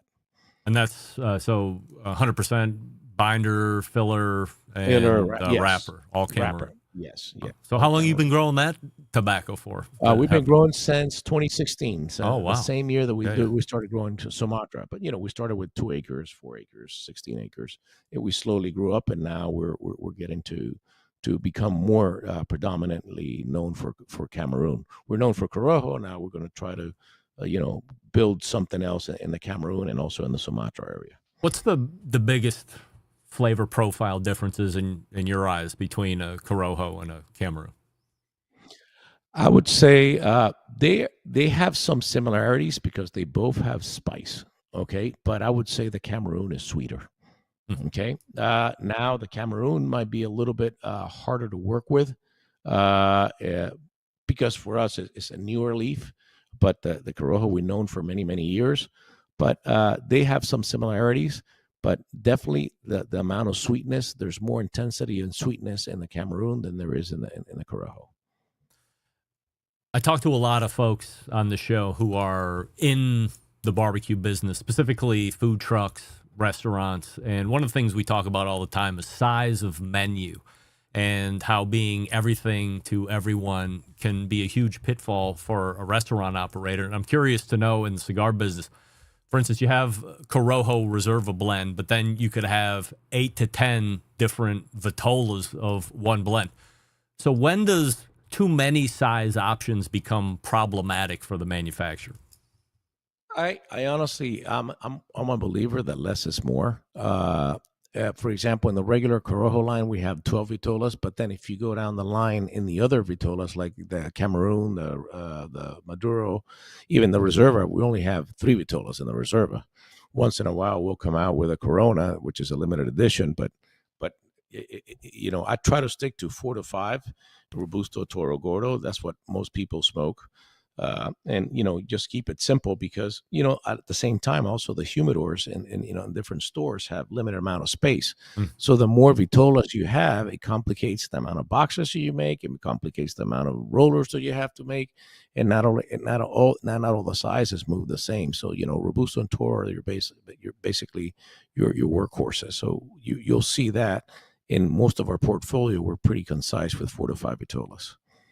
We learned at the beginning of the interview that Aladino, JRE Tobacco is a generational business, if you will. So it's you, it's your dad.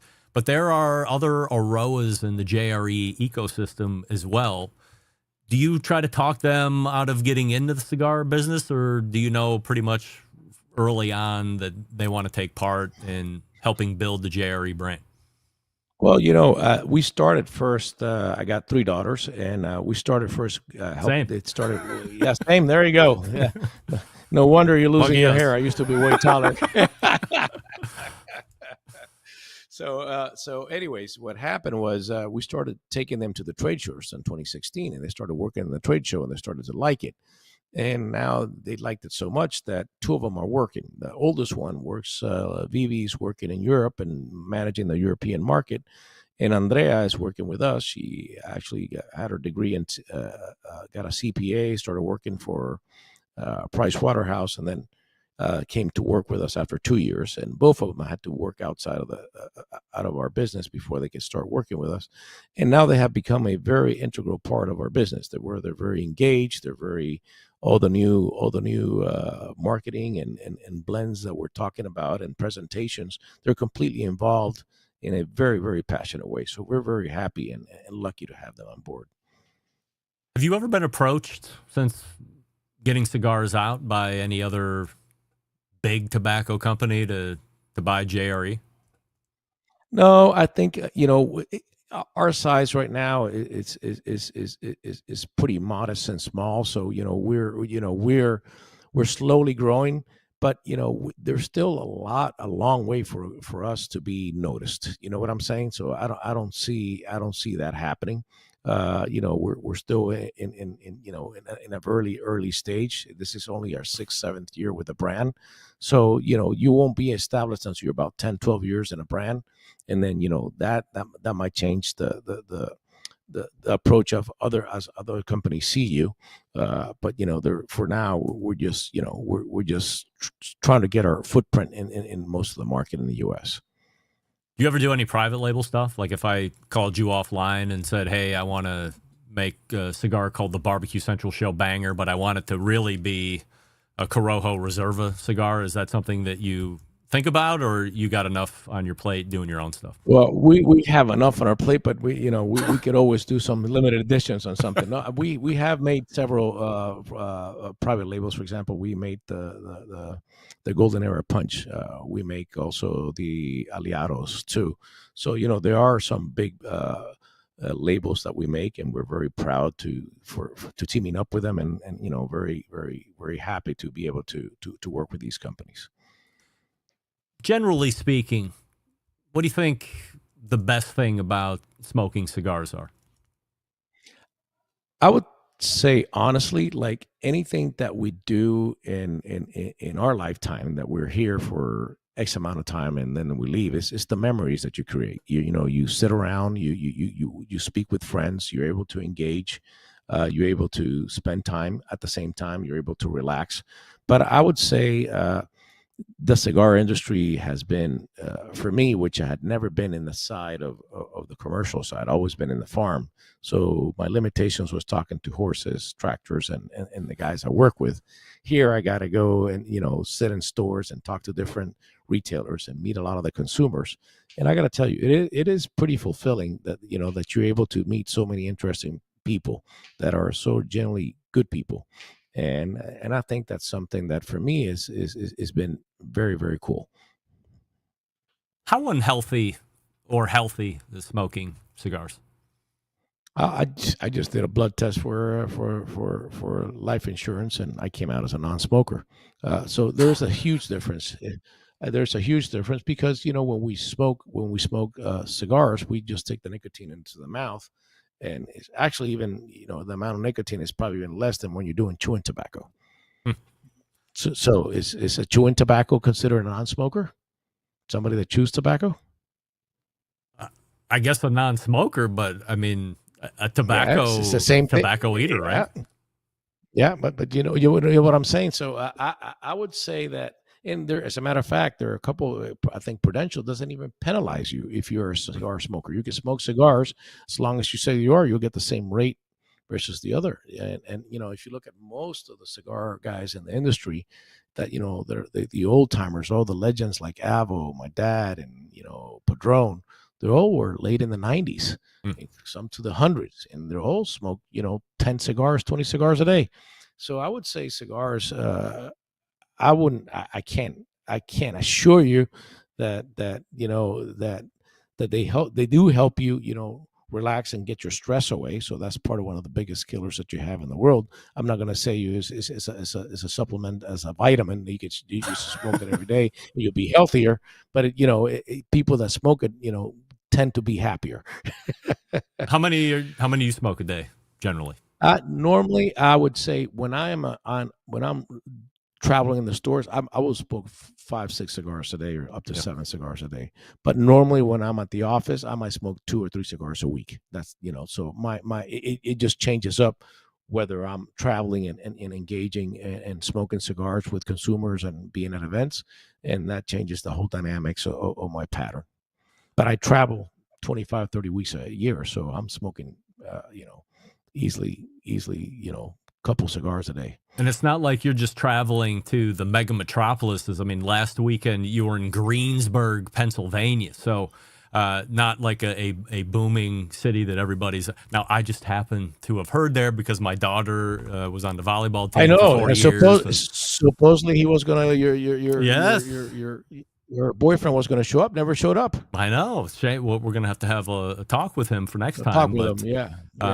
He was probably intimidated by smoking cigars. Once he cigars, I'm just trying to get him into it, and I'm like, oh, you got to go down. They're going to be at NL, and he's like, I don't know. Maybe I'll get down there. You got to get a try of the Tatascan, the sweet tip. That's the entry cigar for all the guys. I think that's the next cigar. You should try it, and because I think the cigars.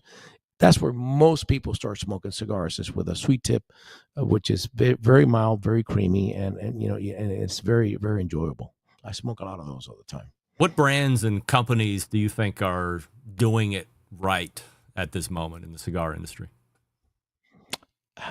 I would say there's plenty of brands that have their own personality and do real well. You could say even Tatuaje. I could say. Now that I'm involved with the guys from Punch, they're bringing back Punch to what it was before. You also have, for example, Byron that's doing it really well, and Atabey. I think those are one of the most beautiful marketing, and their cigars are completely fantastic. There are plenty of people that try to do a good job out there. And I think today the U.S. consumers is completely inundated with great quality cigars and beers.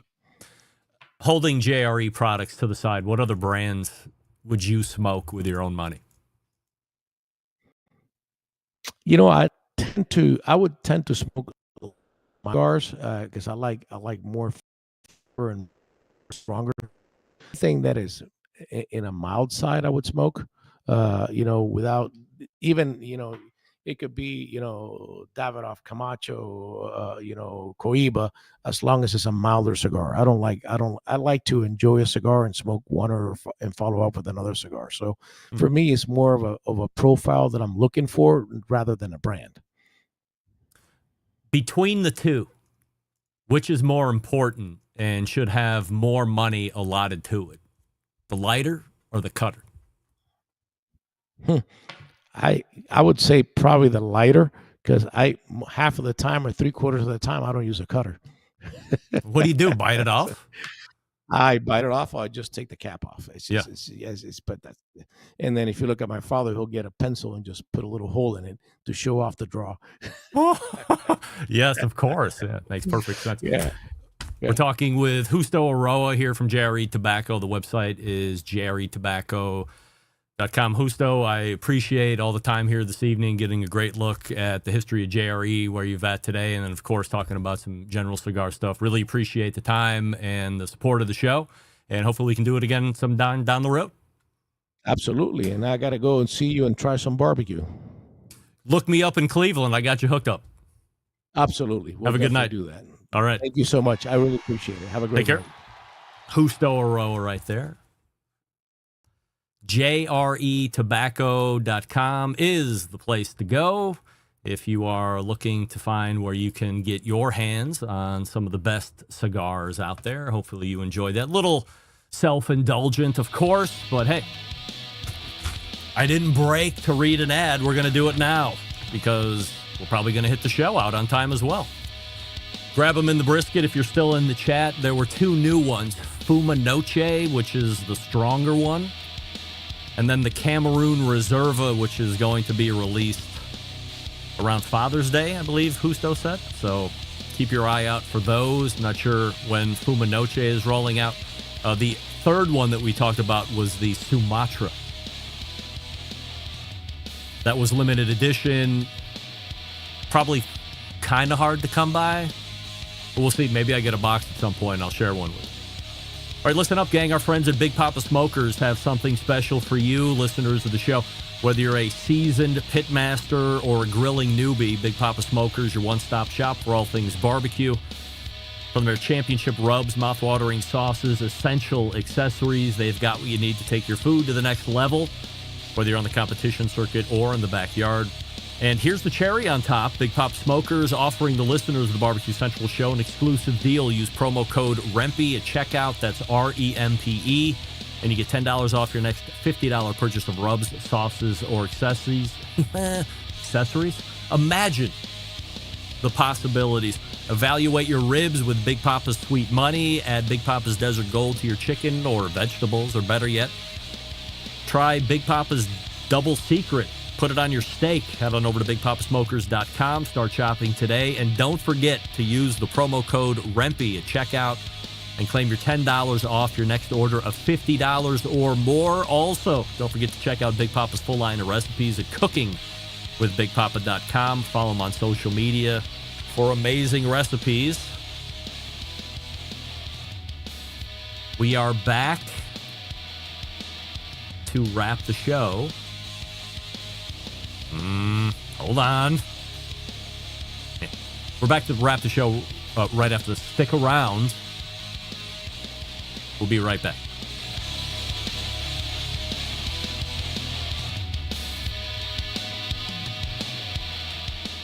Whole packers, full racks, legs and thighs, injecting butts. If you've never heard this before, you might think you found the best XXX show ever. Let's get back to the most homoerotic host out there today, Craig Rempe. And as luck would have it, the closing segment tonight brought to you by Aladino Cigars. We talked about it right here on the show. My favorite, Corojo Reserva. Mr. Jonathan smoking more than me, but maybe I'm second in the country, so I would be honored. They also have the new Sumatra recently released, and then the recently released Fumanoche, which is a little bit more bolder than the Corojo, but not as spicy, and the Cameroon Reserva, which is a Cameroon Puro, I believe. So it's Cameroon wrapper, Cameroon binder, Cameroon Cameroon filler. Plus, they have a whole bunch of other great cigars. So if you don't have a retailer that is carrying JRE right now, shame on them. Go to JRETobacco.com and you tell your retailer, get on the ball, pal. Get on over to JRE.com and get in touch with somebody to set you up as a retailer, because I'm coming here to buy Aladinos, and I'm going to do it early and often because they're some of the best cigars out there on the market right now. And I guess that's going to be it. So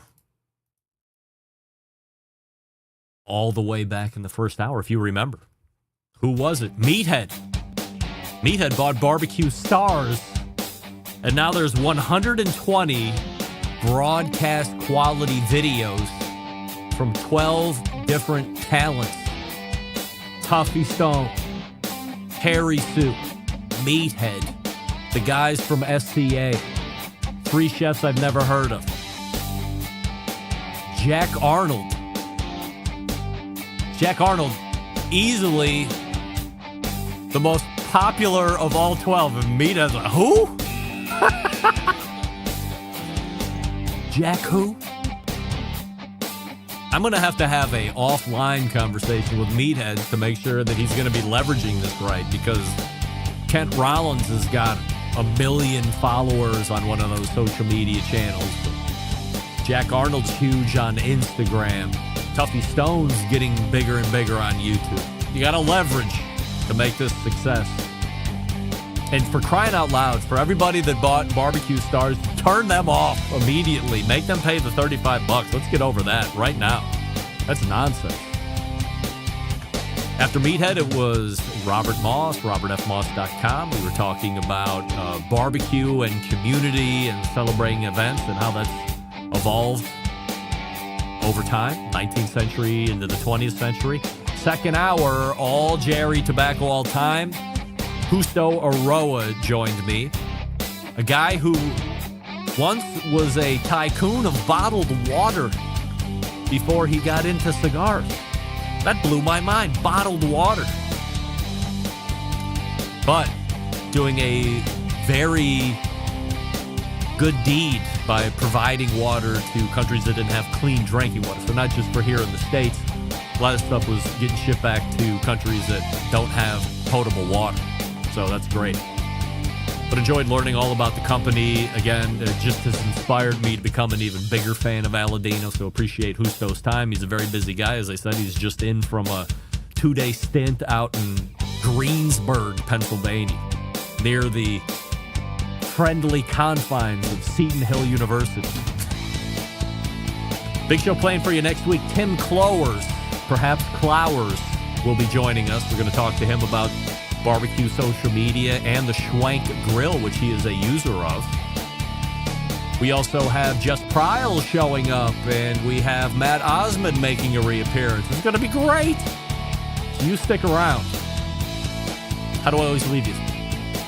September 11th, 2001. I will never forget until next Tuesday at 9 p.m. Eastern. It's your program host and proud U.S. American, Greg Rempe. Good night now.